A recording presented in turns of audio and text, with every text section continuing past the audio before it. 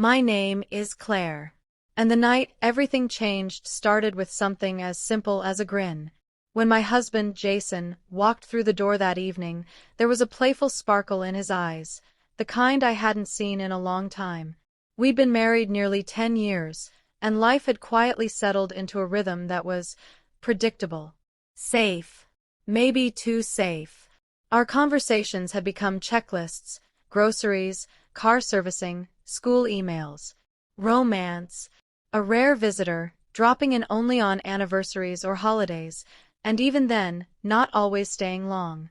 But it hadn't always been like that. Back when Jason and I first met, we were spontaneous, always chasing something exciting. A new restaurant, a midnight drive, dancing barefoot in the living room. Over time, those things faded under the weight of jobs, routines, and raising 2 kids.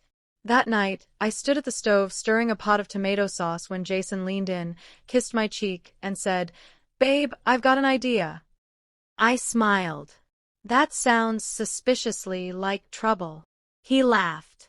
Not trouble, an adventure. Just you and me. No phones, no work, no kids. Just us.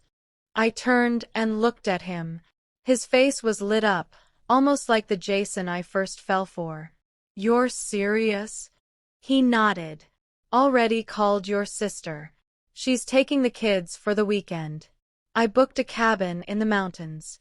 It's secluded, cozy, and it has a hot tub with a forest view." For a second, I didn't know what to say. It had been so long since he'd planned something like this. My throat tightened, just a little. I dropped the spoon in the pot, turned to him fully, and smiled. "Okay," I whispered. "I'm in." That one word changed everything. The following Friday, we packed a duffel bag and drove upstate. Autumn had painted the hills in oranges and golds, and every curve of the road seemed to pull us away from responsibility and back toward something we'd forgotten.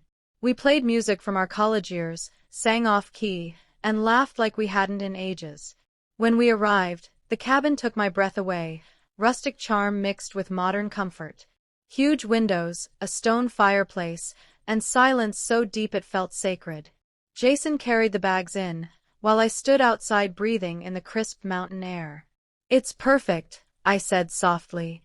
That first night, we cooked dinner together in the tiny kitchen, spilled wine on the counter, and curled up by the fire. And we talked. Not about work or school or bills, but about us. Our early days. Dreams we'd forgotten. The little things we missed about each other. It felt like remembering how to breathe. The next morning, Jason surprised me again. He'd packed my hiking boots. "There's a trail nearby that leads to a waterfall," he said. "Thought it'd be fun." We packed a backpack with snacks and water and headed out late morning. The trail was quiet and beautiful. Leaves crunched beneath our feet, birds chirped above us, and we walked hand in hand, laughing and stealing kisses like high school sweethearts. A light drizzle started halfway through, but we didn't turn back. The waterfall was magical, tumbling down moss-covered rocks into a glassy pool. We sat on a flat boulder, split a granola bar, and just listened. Jason turned to me, brushed a leaf from my hair, and said, "Thanks for saying yes." I smiled. "Thank you for asking." But just when everything felt like a dream, reality gave us a bump. On the way back, Jason misstepped on a slick rock and twisted his ankle. Not broken, but clearly painful. He tried to pretend it was nothing, but I could see the strain in his face.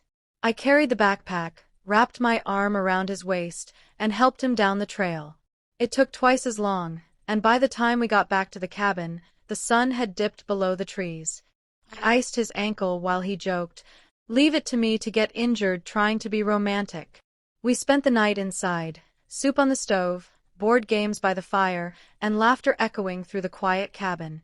Even with the injury, his eyes were bright, his smile constant. That night, as we curled into bed, Jason whispered, "This might be the best trip we've ever taken." "Even with a twisted ankle?" I asked. He chuckled. "Especially with a twisted ankle."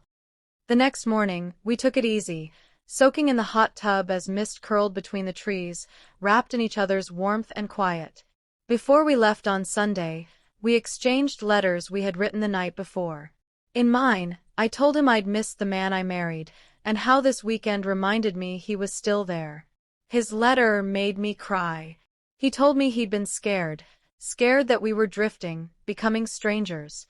This was his way of reaching for me.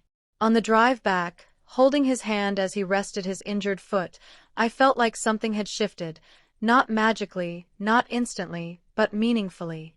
We'd stepped out of the blur of routine and found each other again. And it all started with a simple yes. A yes that changed my life.